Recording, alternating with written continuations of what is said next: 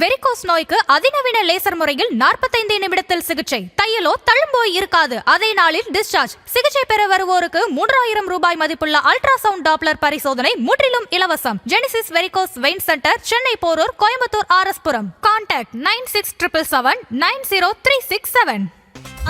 No compromise. உங்க சைடுலயும் எங்க சைடுலயும். It's a GT promise.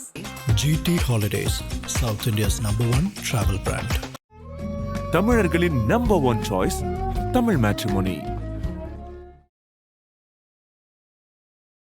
2026 சட்டமன்ற தேர்தல் இன்னும் 2 மாதம், அதிகபட்சம் நமக்கு இன்னும் ஒரு 40 நாளில் எல்லாமே வேலையே முடிஞ்சிடும். ஒரு மண்டல காலம் 41 நாள் மாதிரி. எப்படி பார்க்குறீங்க இந்த தேர்தல் எப்படி இருக்கும் சார்? சார், இந்த தேர்தலோட மையப்புள்ளி விஜயா தான் இருப்பார் நான் பார்க்குறேன். ஒன்று, விஜய் ஒரு ஸ்பாய்லராக இருப்பார். அதே நேரத்தில் விஜய் ஒரு பெரிய தாக்கத்தை இந்த தேர்தலில் எதிர்கொள்ள வேண்டிய சூழல் திமுக அதிமுக 2 கட்சிகளுக்கும் இருக்கும். ஓபிஎஸ் அவர்கள் ஒரு சிக்னலுக்காக இந்த நொடி வரையிலும் வராத சிக்னலுக்காக காத்திருக்கிறார். நீங்கள் வர்ற சிக்னலுக்கு காத்திருந்தீங்கன்னா அதில் இதே இல்லை. அவர் இந்த நொடி வரையிலும் பாஜக ஏதாவது ஒரு மேஜிக்கை நிகழ்த்திடாதா, நமக்கு ஏதாவது ஒரு நல்லது செய்திடாதா அப்படின்னு அவர் நம்பிக்கொண்டிருக்கிறார். அது நம்பிக்கைன்னு தான் நான் பார்க்குறேன். நீங்கள் அவர் நம்பலை அப்படிங்கிறத வச்சுக்கோமே. நீங்கள் நம்பலை, அவர் பாஜக சிக்னலுக்காக காத்திருக்கல. டிஎம்கேல அவர் இணையறதுக்கு தடுக்கிறது என்னது? காங்கிரஸ் பிரச்சனை அவங்க பண்ணிட்டு இருக்கிறது வெறும் பார்கெனிங்கா இல்ல விஜய் பக்கம் ஏதானும் தாவர ஐடியாவில் இருக்காங்க? இல்ல, அவங்க பேர வலிமையை கூட்டுவது தான் 90% வாய்ப்பு. ஆனா அங்கு நடக்கக்கூடிய சில சம்பவங்கள் நமக்கு வேறொரு செய்தியும் காட்டுது. என்ன? பாண்டிச்சேரியில அண்மையில திமுக நடத்தின கூட்டத்துல காங்கிரஸ் கட்சியே கூப்பிடல, புறக்கணிக்கிறாங்க. இன்னொன்று, தொடர்ச்சியா ஒரு டெல்லியில போய் ஒரு காங்கிரஸ் கட்சி ஒரு அகில இந்திய அளவில் ஆலோசனை நடத்திய பின்பும் இதே குரலை இங்க தமிழ்நாட்டில் பேசுறாங்க. திமுகவுடைய வரலாறு எடுத்து நம்ம தரவுகள் அடிப்படையில் பார்த்தோம்னா, எப்பெல்லாம் கூடுதல் சீட்டை கூட்டணி கட்சிகளுக்கு கொடுத்துருக்காங்களோ அப்பெல்லாம் அவங்களுக்கு நெருக்கடியாக மாறிடு. நான் தோல்வி அடைஞ்சிருவாங்கன்னு சொல்லல, நெருக்கடியாக மாறிடு. ஆனா இந்த முறை அப்படி ஒரு நிலைமையை அவங்க ஃபேஸ் பண்றதா இருக்கு. காங்கிரஸுக்கு 5 சீட்டோ 3 சீட்டோ நீங்க கூட கொடுத்து பாருங்க, பின்னாடி இருக்கிற அத்தனை கட்சிகளும் ஒன்றுமே இல்லாத காங்கிரஸ் கட்சிக்கே நீங்கள் 5 சீட்டு கொடுக்கணும்னா சிபிஎம்முக்கு கூட 2 கொடுங்க, சிபிஐக்கு கூட 2 கொடுங்கன்னு ஆளுக்கு வரிசையில் நிற்பாங்கல்ல. 10 கட்சி மெகா கூட்டணி, அந்த 10 கட்சிகளை சேர்ந்து ஆளுக்கு 2 சீட்டு 3 சீட்டுன்னு கேட்டா கூட்டணி கட்சிகளுக்கு கூடுதலாக கொடுக்கக்கூடிய இடம் 30லேருந்து 40 வரை நகரும். இவர்களுக்கு எவ்வளவுக்கு எவ்வளவு கூடுதல் சீட்டை கொடுக்கிறார்களோ அவ்வளவுக்கு அவ்வளவு அதிமுகவுக்கும் திமுகவுக்கும் எலெக்ஷன் க்ளோஸ் ஆகும், ரொம்ப நெருக்கமா வரும். அதாவது கூட்டணி கட்சிகளுக்கு திமுக எவ்வளவு சீட்டை பிரிச்சு அதிகமா கொடுக்குறாங்களோ அது எல்லாமே இவங்களுக்கு சாதகமா முடியும். நீங்க இப்படி கற்பனை பண்ணி பாருங்களேன், காங்கிரஸுக்கு ஒரு 40 சீட்டு அவங்க பேரம் பேசி எடுத்து வாங்கிட்டாங்க, 40-45 சீட்டு வாங்கிட்டாங்க. திமுகவும் காங்கிரஸ் இன்னும் கட்டி பிடிச்சி மட்டும் தான் ரோட்ல சண்டை போடல. ஆமா, அந்த அளவுக்கு கிரவுண்ட்ல ஆன்டி மனநிலையை 2 கட்சிக்காரங்களையும் உருவாக்கிட்டீங்க. அதன் தமிழர்களுக்கு வணக்கம். பல்வேறு துறைகளில் ஆக சிறந்த ஆளுமைகளை சந்தித்து நாம் நேர்காணல் எடுத்து வருகிறோம். அந்த வகையில் நம்மோடு இணைந்திருக்கிறார் பத்திரிகையாளர் திரு சுவாமிநாதன் அவர்கள். அவரிடம் கேட்பதற்கு நிறைய இருக்கின்ற வாரங்களோடமே கேட்போம். வணக்கம் சாமிநாதன் சார். வணக்கம், எப்படி இருக்கீங்க? நல்லா இருக்கேன், ரொம்ப மகிழ்ச்சி. முதல் முறையாக நான் உங்களை பேட்டி எடுக்கிறேன். நான் உங்களை நிறைய ஃபாலோ பண்ணியிருக்கேன். நிறைய ஊடக விவாதங்களில் உங்களுடைய கருத்துக்கள் மக்களிடம் பெரிய அளவுக்கு சென்று சேர்கிறது. அதனால தான் நான் உங்ககிட்ட நிறைய கேட்கணும்னு நினைக்கிறேன். எனக்கும் தனிப்பட்ட வகையில் ரொம்ப மகிழ்ச்சி. நானும் மாதேஷ் அவர்களை தொடர்ச்சியாக அவங்களோட வீடியோஸ் ஃபாலோ பண்ணுறேன், அதன் தமிழையும் பார்க்குறேன். உங்களோடு ஒரு உரையாடல் என்பது எனக்கு ரொம்ப தனிப்பட்ட வகையில் மகிழ்ச்சி. ரொம்ப நன்றி சார். 2026 சட்டமன்ற தேர்தல் இன்னும் 2 மாதம், அதிகபட்சம் நமக்கு இன்னும் ஒரு 40 நாளில் எல்லாமே வேலையே முடிஞ்சிடும். ஒரு மண்டல காலம் 41 நாள் மாதிரி. எப்படி பார்க்குறீங்க இந்த தேர்தல் எப்படி இருக்கும் சார்? சார், இந்த தேர்தலோட மையப்புள்ளி விஜயா தான் இருப்பார் நான் பார்க்குறேன். ஒன்று, விஜய் ஒரு ஸ்பாய்லராக இருப்பார். அதே நேரத்தில் விஜய் ஒரு பெரிய தாக்கத்தை இந்த தேர்தலில் எதிர்கொள்ள வேண்டிய சூழல் திமுக அதிமுக 2 கட்சிகளுக்கும் இருக்கும். இதில் ரொம்ப ரொம்ப முக்கியமாக பார்த்தீங்கன்னா, நாளடைவில் காலப்போக்கில் என்டிஏ அணி கொஞ்சம் வலுப்பெற்றிருக்கு. நீங்கள் கடந்த காலங்களில் பார்த்தீங்கன்னா ரொம்ப ரொம்ப பலவீனமாக இருந்தாங்க. திமுகவுக்கு போட்டியே இல்லை, கண்ணு கட்டின தூரம் வரை எதிரிகளே இல்லை அப்படிங்கிற சூழல் தான் 2024 தேர்தலில் இருந்துச்சு.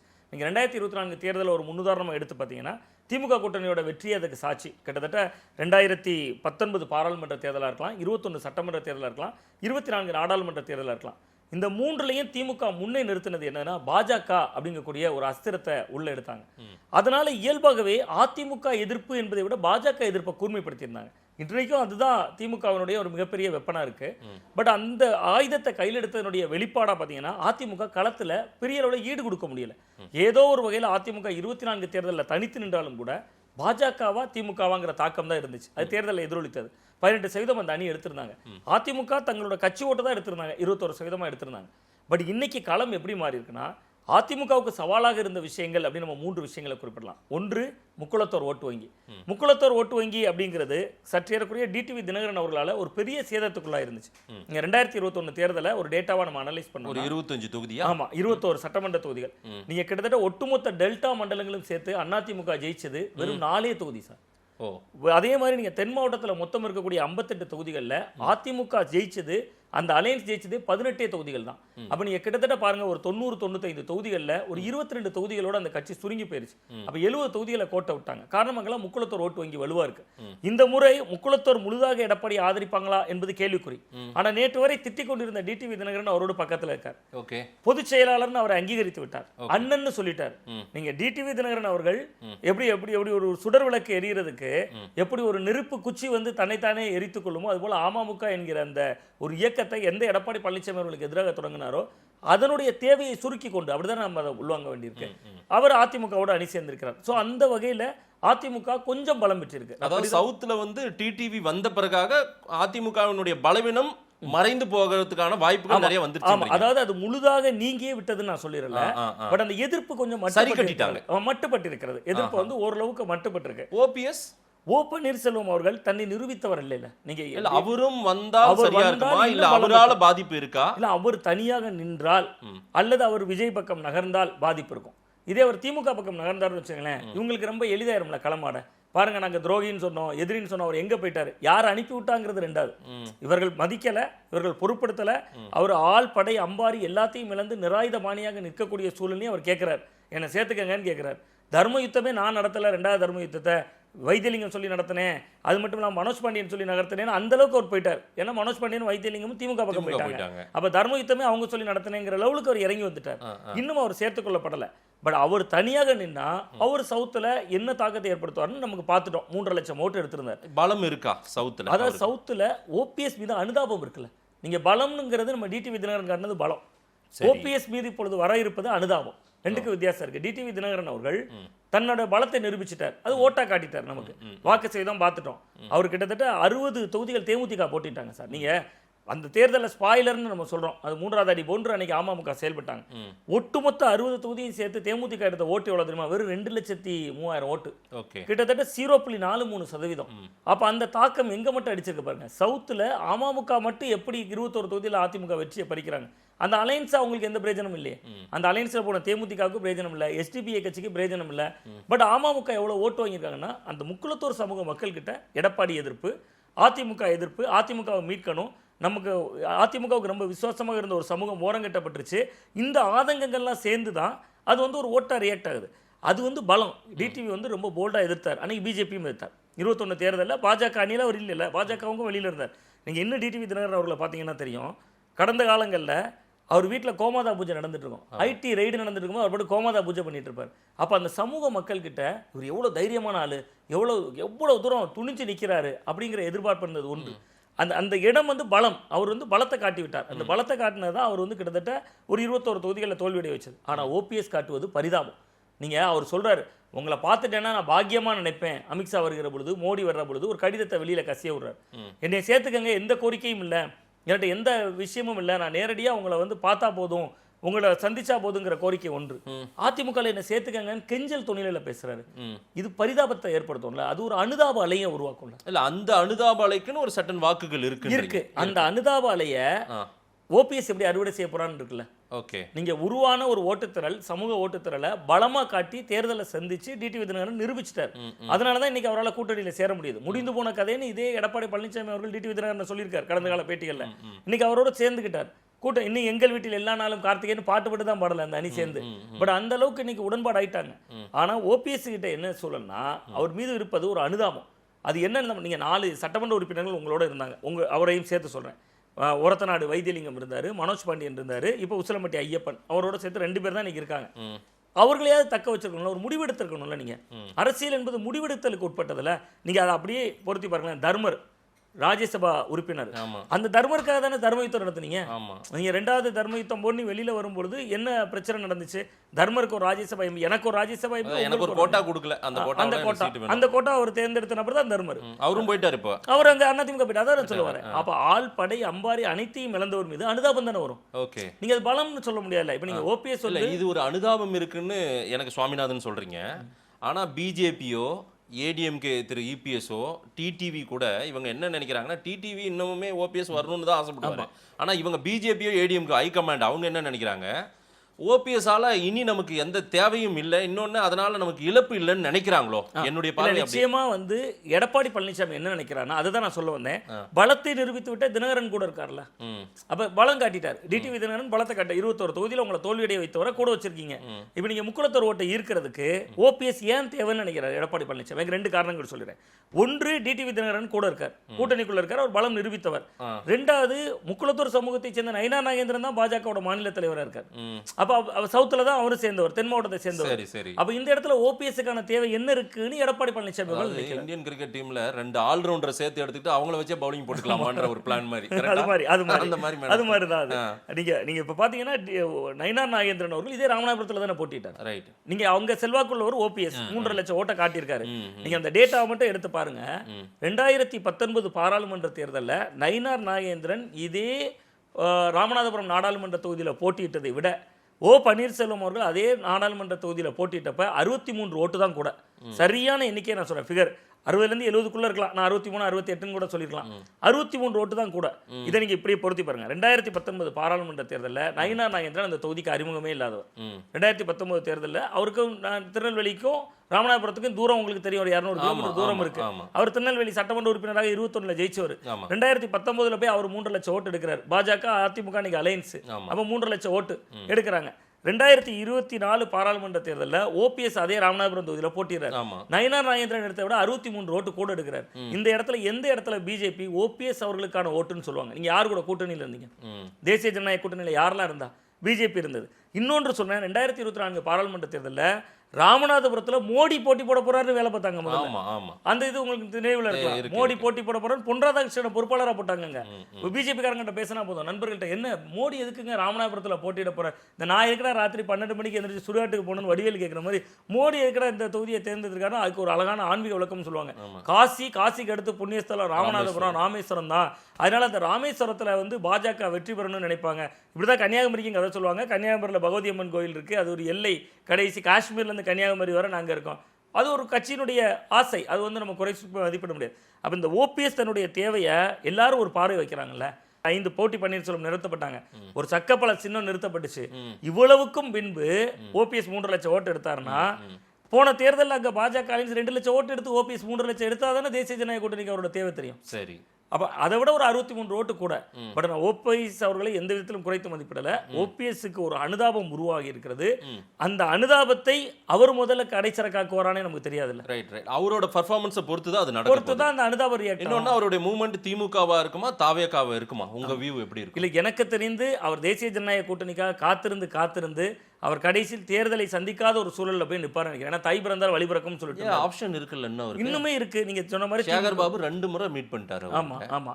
இந்த பக்கம் டிவிக்கு அவருடைய பழைய நண்பர் சிநேகிதர் நெருங்கமா அவருக்காகவே தேவர் ஜெயந்திக்கெல்லாம் வந்தவர் செங்கோட்டையன் இருக்காரு. செங்கோட்டையனை பற்றி சொல்லுகிற பொழுது எனக்கு ஒரு விஷயம் நினைவுக்கு வருது. செங்கோட்டையன் அவர்களே அங்கே இருக்காருன்னு சொல்ற அளவுக்கு தான் இப்போ இருக்கார்ல. 3வது இடத்துல தான் அவருடைய பேர் இருக்கு. தேர்தல் அறிக்கை குழுவில் இருக்கலாம், எதுவாக இருக்கலாம். ஸோ ஓபிஎஸ் அதை பார்ப்பார்ல, விஜய் வெளியில வர்றாரா, கிரவுண்டுக்கு போறாரா என்பதை பார்ப்பார்ல. திமுக பக்கம் போறதுல வைத்தியலிங்கம் அவர்களுக்கோ அல்லது ஒரு மனோஜ் பாண்டியன் அவர்களுக்கோ எந்த விதமான நெருக்கடியும் நெருடலும் இருக்காது. ஓபிஎஸ் வழக்கு போட்டிருக்காருல்ல உங்களுக்கு. அவருக்கு ஏன் காத்திருப்பாருன்னு நான் சொல்றேன். இன்னொரு நான் சொல்றது எல்லாம் என்னுடைய கணிப்புகள் யூகங்களில் கூட சொல்லலாம், நண்பர்கள் சொல்றதுல சொல்லலாம்.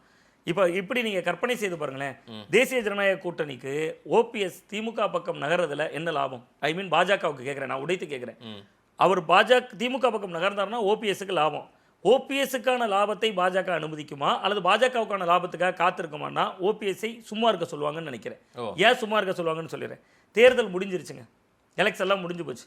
எலெக்ஷன் முடிஞ்சு ஒரு தனிப்பெரும்பான்மை ஆட்சி அமையலை. அப்போ எடப்பாடி பழனிசாமி ஒரு முரண்டு பிடிக்கிறார். இல்லை, நான் கூட்டணி அவங்க ஆட்சிக்கு வருவது என்பதே முதல்ல ஒரு இன்றைய சூழல்ல சாத்தியமில்லாத ஒன்றை தான் நான் பேசுறேன். இன்னைக்கு இருக்கிற கலச்சூழல், காலம் எப்படி வேணாலும் மாறலாம். அரசியல் நிரந்தர சூழல்னு ஒண்ணுமே கிடையாது. ஒருவேளை அதிமுக ஒரு வலிமை பெற்ற இயக்கமாக தேர்தலில் ஒரு கணிசமான எண்ணிக்கையை பெற்றுட்டாங்க. அப்போ எடப்பாடி பழனிசாமி அவர்கள் பாஜகவுக்கு கூடுதலான தொகுதிகளில் தொடங்கி கூடுதலான கவனிப்புகள் வரைக்கும் எல்லா விஷயத்திலையும் சில முட்டுக்கட்டைகள் போடுறாருன்னு வச்சுங்களேன். அப்போ இந்த தேர்தல் ஆணையத்தில் ஓபிஎஸ் போட்டிருக்க வழக்க ஆயுதமாக பயன்படுத்துறேன்னா ஓபிஎஸ் தேவை தானே, வெளியில தானே இருக்கணும் பாஜக. அப்போ பாஜகவில் இருந்து அவர் வந்து நேரடியாக அதிமுகவை புறந்தள்ளி விட்டு திமுகவில் போய் இருந்துட்டாருன்னா எல்லாரும் சொல்றாங்க அது வழக்கு தனிங்க, இது அவர் போய் இணைஞ்சது தனிங்க, அந்த வழக்கு அது பாட்டுக்கு நடக்கும், இணைஞ்சது இது பாட்டுக்கு நடக்கும்னா ஒரு நோக்கம் இருக்கணும்ல சார். தோத்து போயிடும் அந்த வழக்கு, அப்பவே அது முற்று நிறுத்து போயிடும்ல. ஆனா நான் ஒண்ணு கேட்கிறேன், ஓபிஎஸ் இன்னமும் யாராவது ஆபரேட் பண்ணுவாங்கன்னு நினைக்கிறீங்களா சாமிநாதன்? இந்த நொடி வரையும் ஆபரேட் பண்ணிட்டு தானே அவர் இயங்கிட்டு இருக்காரு. அவர் இன்னமும் பிஜேபி நம்புவாரா? பிஜேபி நம்பிக்கொண்டு இருக்கிறாருங்கிறேன் இப்பவுமா. இந்த நொடி வரையில் அவர் நம்பிக்கொண்டு இருக்கிறார். அவருடைய பார்வையில், என்னுடைய பார்வையில் அவர் இந்த நொடி வரையில் ஏங்க தை பிறந்தால் வழி பிறக்கும்னு சொன்னாரு. தை பிறந்து எத்தனை நாள் ஆச்சு? பொதுவாக தை பிறந்தால் வழி பிறக்க எல்லா அரசியல்வாதியும் சொல்றாங்க. தேமுதிக பிரேமலதாவும் சொன்னாங்க தை பிறந்தால் வழி பிறக்கும். தை பிறந்தால் வழி பிறக்கும் உண்மையான அர்த்தம் ஒன்னே ஒன்று நான் சொல்லிடுறேன். ஏன்னா எங்கள் ஊர் நாஞ்சில் நாடு, நாகர்கோவில்னா நாஞ்சில் நாளே நெல் களஞ்சியம்னு அர்த்தம். நீங்கள் உங்கள் வயலுக்கு அடுத்தால என் வயல் இருக்குங்க, மாதேஷோட தோட்டத்துக்கு அடுத்த தோட்டம் என் தோட்டம். நான் என் தோட்டத்துக்கு உள்ள வயலுக்குள்ளே போகணுன்னா நீங்கள் வரப்பு வச்சுருப்பீங்க, அந்த வரப்போரமாக நடந்து பின்னாடியோட என் தோட்டத்துக்கு போகணும். அது எல்லா மாதமும். தை மாதம் அறுவடை முடிஞ்சிடும்ல, நான் ஏன் வரப்பில் நடக்கணும்? இந்த தோட்டத்தில் இருந்து குறுக்க நடுக்கலாம் அங்கே இங்கேயும் குறுக்கு மறுக்கா நடுக்கலாம். அதுக்கு பேர் தான் அப்படி நடந்து தோட்டத்துக்கு சீக்கிரம் வயலுக்குள்ளே போயிடலாம். அதுக்கு பேர் தான் தை பிறந்தால் வழி பிறக்கும். நிறைய வழி பிறக்குதுடா, நீ அங்கெங்கே ஓடிட்டு இருக்காது அப்படிம்பாங்க. அந்த இதை அரசியலுக்கு எடுத்துக்கிறாங்க. ஏங்க நான் என்ன சொல்கிறேன், ஓபிஎஸ் அவர்கள் ஒரு சிக்னலுக்காக இந்த நொடி வரையிலும் வராத சிக்னலுக்காக காத்திருக்கிறார். நீங்கள் வர்ற சிக்னலுக்கு காத்திருந்தீங்கன்னா அதில் இதே இல்லை. அவர் இந்த நொடி வரையிலும் பாஜக ஏதாவது ஒரு மேஜிக்கை நிகழ்த்திடாதா, நமக்கு ஏதாவது ஒரு நல்லது செய்திடாதா அப்படின்னு அவர் நம்பிக்கொண்டிருக்கிறார். அது நம்பிக்கைன்னு தான் நான் பார்க்குறேன். நீங்கள் அவர் நம்பலை அப்படிங்கிறத வச்சுக்கோமே, நீங்கள் நம்பலை, அவர் பாஜக சிக்னலுக்காக காத்திருக்கல. டிஎம்கேல அவர் இணையறதுக்கு தடுக்கிறது என்னது? ஏன் தடுக்குது அவரை?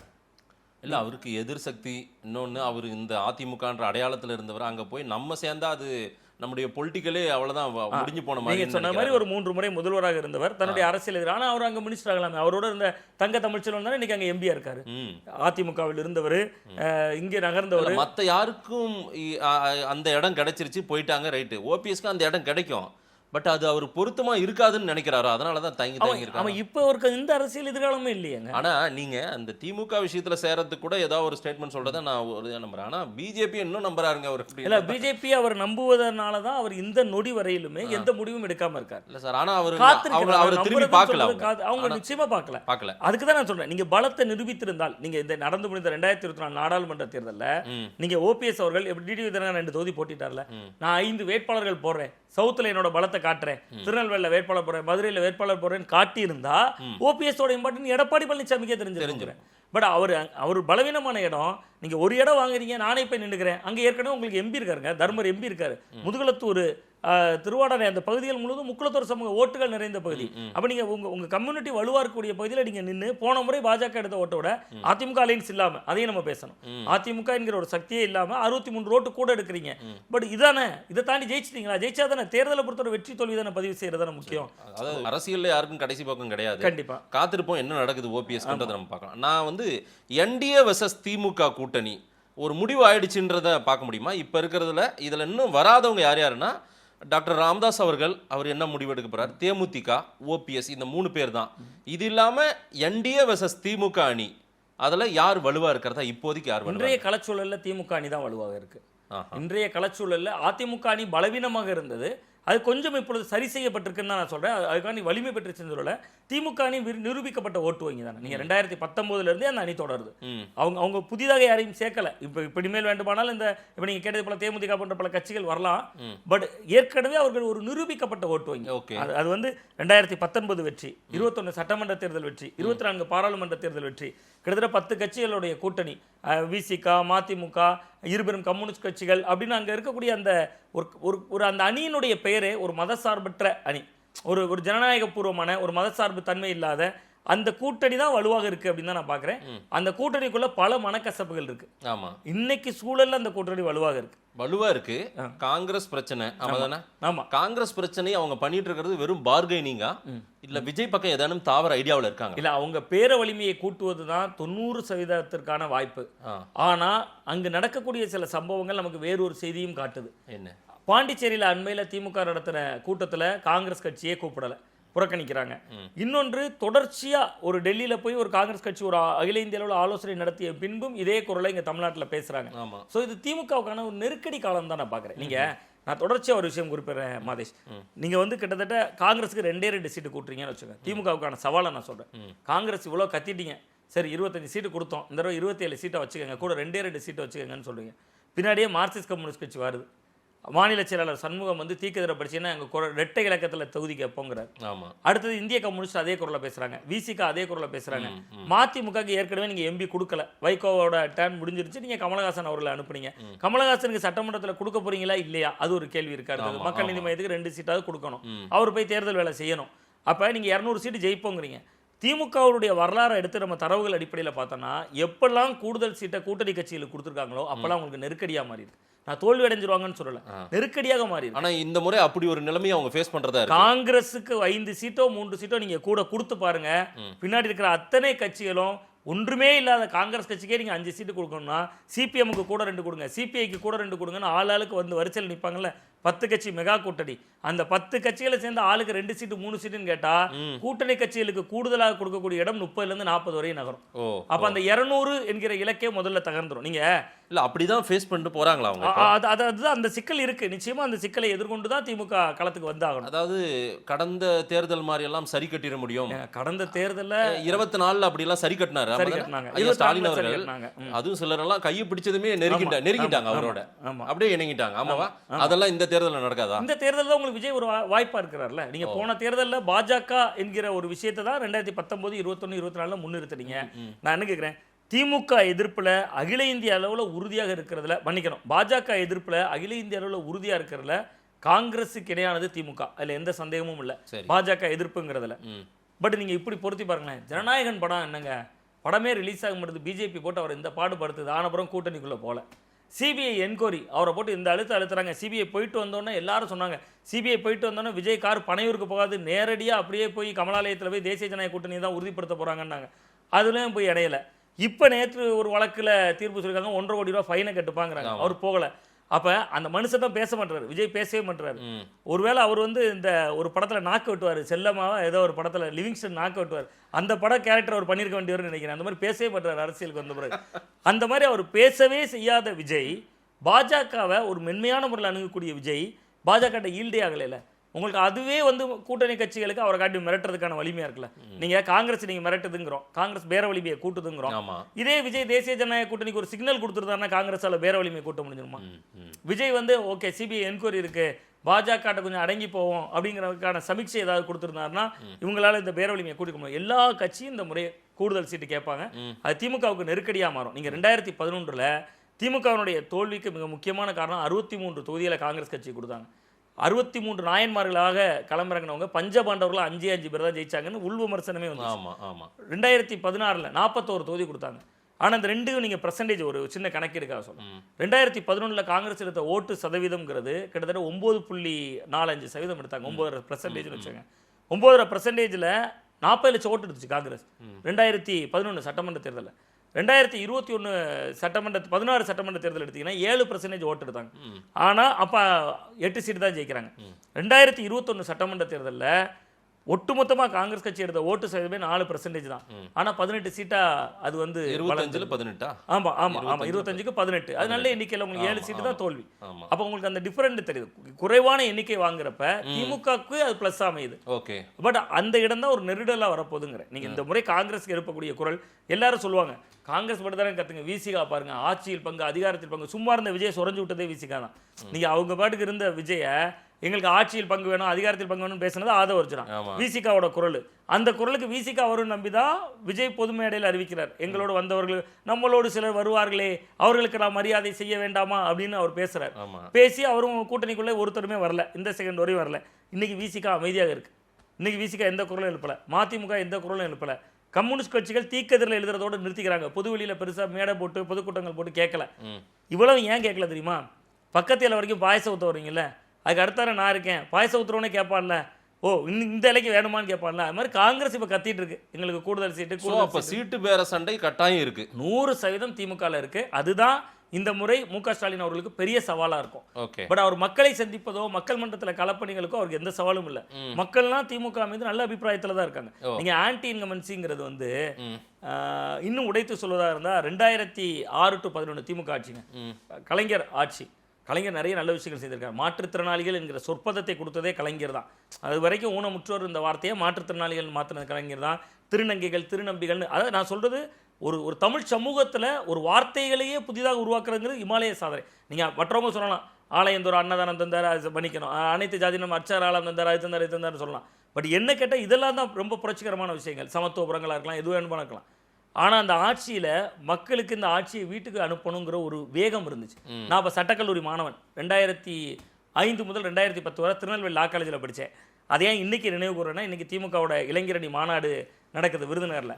நான் லா காலேஜ் படிக்கும்போது, செகண்ட் இயர் படிக்கும்போது திருநெல்வேலியில் இளைஞரணி மாநாடு. ஸ்டாலின் அப்போ இளைஞரணி மாநில செயலாளர். எங்கே திரும்பினாலும் கருப்பு சிவப்பு கொடி தான் திருநெல்வேலியில். நாங்கள் நாகர்கோவிலேருந்து ட்ரெயினில் போவோம். ட்ரெயினில் போகும்போது அப்படியே திருநெல்வேலி வண்ணாரப்பேட்டை அந்த ஏரியாவை தாண்டி போகும்போது அந்த பாலத்தில் போகும், தாமிரபரணி பாலத்துக்கு மேலே ட்ரெயின் போகும். கீழே பார்த்தா அன்னைக்கு உடன்பிறப்புகள், இன்றைக்கி தான் அந்த வார்த்தைகள்லாம் ரொம்ப ரேராகி போச்சு. உடன்பிறப்பு, ரத்தத்தின் ரத்தம், இதெல்லாம் எடப்பாடி பழனிசாமி, மு.க. ஸ்டாலின் அவருடைய காலத்தில் முரசொலியோட சுருங்கி போச்சு. அங்கங்கே ஒரே கருப்பு சிவப்பு கொடியாக நாட்டியிருக்காங்க. கடல் அலையா மனித தலையான்னு கேட்பாங்க. அந்த திருச்செந்தூர் கோயில் கும்பாவி அந்த இது சமயத்தில் தைப்பூசம் மாதிரி, அது மாதிரி எங்கே திரும்பினாலும் திமுக கொடியாக இருக்குது. ட்ரெயினில் எங்கள் கூட இருக்கிற திமுககாரங்களாம் நார்வேலேருந்து வர்றவங்களாம் அங்கே இறங்குறாங்க. இனிமேல் நம்ம இயக்கத்தை யாராலும் எதுவுமே செய்ய முடியாது. பாருங்கள் கூட்டத்தை பாருங்கள், இளைஞரணியில் கூட்டத்தை பாருங்கள். 2011 முடிவு என்ன? 2011 திமுகவால் எதிர்கட்சியாக கூட வர முடியும். காரணம் என்னென்னா, அன்றைக்கு 2 ஆன்டி இன்கமன்சி தான். ஒன்று, அன்னைக்கு இருந்த கடுமையான மின்வெட்டு தான் மெயின் காரணம். வீட்டில் இருக்கிறவங்களாம் எப்படியாவது போய் இந்த இவிஎம் இன்னைக்கு மட்டும் வேலை செய்யட்டும், இடையில கரண்ட் போகாமல் இருந்துட்டா போதும், ஓட்ட போட்டுருவோம், எதுக்கு திமுகவுக்கு எதிரான்னு போனாங்க. இன்னொன்று மிக முக்கியமான அன்றைக்கு இருந்த ஆபத்து லேண்ட் கிராப்பிங். ஜெயலலிதா அவர்கள் ஆட்சிக்கு வந்தோடனே நிலபகரிப்பு தடுப்பு பிரிவினை ஒன்னே உருவாக்கணும். திமுகவினர் கட்ட பஞ்சாயத்து அது போன்ற விஷயங்கள 2006 to 11 செயல்பட்டாங்க. இன்னைக்கு எந்த காவல் நிலையத்திலையும் நீங்க திமுக ரோட்ல இருந்து சண்டை போடுறான். நான் கூட சென்னையில் ஒரு வட்ட செயலாளர் ஏதோ ஒரு வீடியோலாம் பார்த்தேன். இது எல்லா ஊர்லேயும் இருக்கு. பட் காவல் நிலையத்தில் இன்னைக்கு கட்ட பஞ்சாயத்து செய்யக்கூடிய திமுகவினர் இல்லை. இன்னைக்கு காவல் நிலையத்தில் கட்ட பஞ்சாயத்து என்பதை தாண்டி அந்த காலத்தில் இருந்த ஒரு ஆன்டி இன்கமன்சி இருக்குல்ல, அது மட்டுப்பட்டிருக்கு. இந்த ஆட்சி மீது அதிருப்திங்கிறது பெரிய அளவுல சலிப்பு இருக்கு. சலிப்பு இருக்கு. அது வந்து வெறுப்பா மாறல. ஆட்சி மீது இன்னொரு ஆட்சி வந்தா ஓகேங்கிற மனநிலை இருந்தாலும் ஒரு வெறுப்பு வரும்ல. வெறுப்பு நான் வந்து பீகாரோட பொருத்தி பார்க்கிறேன். நிதிஷ்குமார் ஆட்சி மீது சலிப்பு இருக்கு மக்களுக்கு.